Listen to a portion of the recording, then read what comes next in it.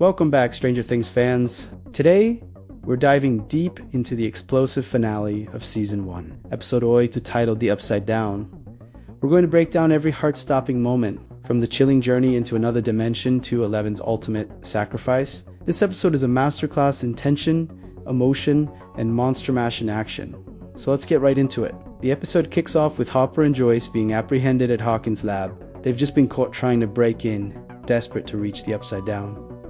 Dr. Brenner, ever the calm and collected villain, interrogates Hopper. He wants to know everything about Eleven. Hopper, in a brilliant move, offers a deal. He'll tell Brenner where Eleven is, but only if he and Joyce are allowed to go into the Upside Down to rescue Will.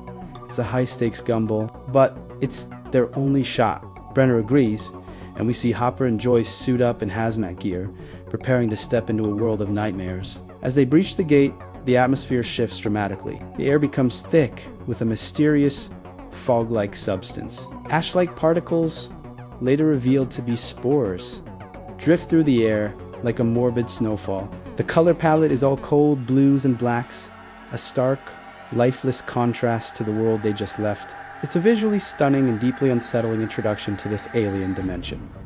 The sound design is just as crucial here. The eerie silence is broken only by the crunch of their boots on strange, vine-like growths and the muffled sound of their own breathing. You can feel their fear and uncertainty with every step they take. Interspersed with their journey through this hellscape are deeply personal and heart-wrenching flashbacks. We see Hopper with his daughter, Sarah, in the hospital. The lighting is soft and warm, a golden glow that symbolizes happier, simpler times. We see him reading to her small hand in his, but this warmth is shattered by the cold, sterile reality of her illness. The contrast between these warm, loving memories and the cold, desolate landscape of the Upside Down is incredibly powerful. It recontextualizes Hopper's entire character. He's not just a cynical, grieving cop. He's a father who lost a child, and now he's channeling all that pain and desperation into saving another's this mission to save Will is his chance at redemption, a way to fight back against the senseless loss he endured. Meanwhile, back in the real world, Nancy and Jonathan are setting a trap for the Demogorgon at the buyer's house. They've fortified the house with bear traps and gasoline, ready to burn the creature to ashes. Steve Harrington, in a surprising turn of events, shows up wanting to apologize to Jonathan. He walks right into their monster hunting operation, and initially, he wants nothing to do with it. But when the Demogorgon finally arrives, drawn by their blood, Steve's true character shines through. He could have run, but he stays. He grabs Nancy's nail-studded baseball bat and joins the fight, saving both Nancy and Jonathan from the monster's attack. It's a fantastic character arc, transforming him from a typical high school jock into a genuine hero. The scene then cuts back to the school, where Mike, Dustin, Lucas, and Eleven are hiding out. They know the bad men from the lab are coming for them. The tension builds as Brenner's agents storm the school. Eleven, despite being weakened from her previous uses of power, steps up to protect her friends. In one of the most iconic scenes of the season, she uses her telekinesis to brutally dispatch the agents. The hallway becomes a scene of carnage, and the display of raw power is both terrifying and But this monumental effort leaves her completely drained, collapsing into Mike's arms, blood streaming from her nose. Just as they think they're safe, the blood from the fallen agents seeps through the walls, attracting the creature smashes into the classroom, and our heroes are face to face with their worst nightmare. This is the final showdown we've been waiting for. The boys are powerless against it, and it seems like all is lost. But then, Eleven, with a final surge of strength, rises to face the beast. She pins it against the wall with her mind, a powerful psychic aura crackling around her. You can hear the sound design working overtime here, the tearing, screeching sounds, as the monster is literally ripped apart by her psychic energy.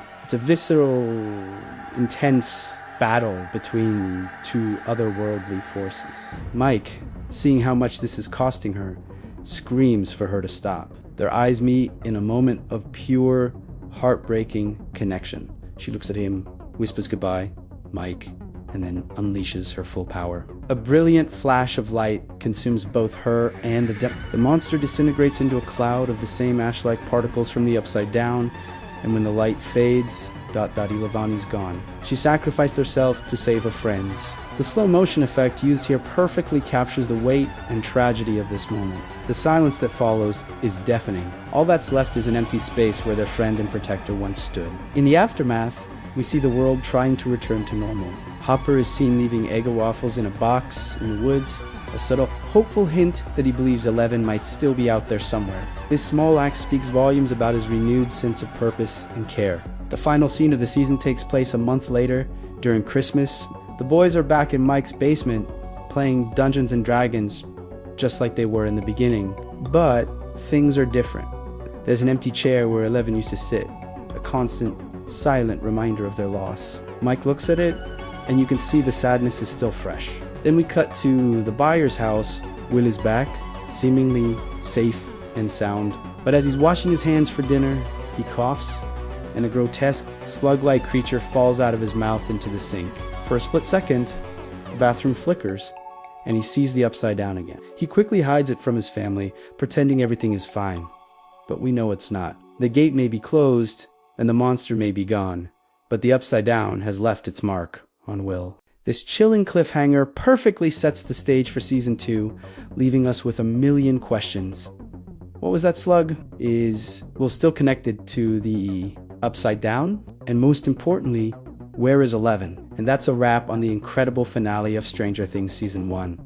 What an emotional roller coaster. From the atmospheric horror of the upside down to the epic final battle and that shocking final twist, this episode delivered on every level. It's a perfect conclusion that also masterfully plants the seeds for the future. What was your favorite moment from this episode?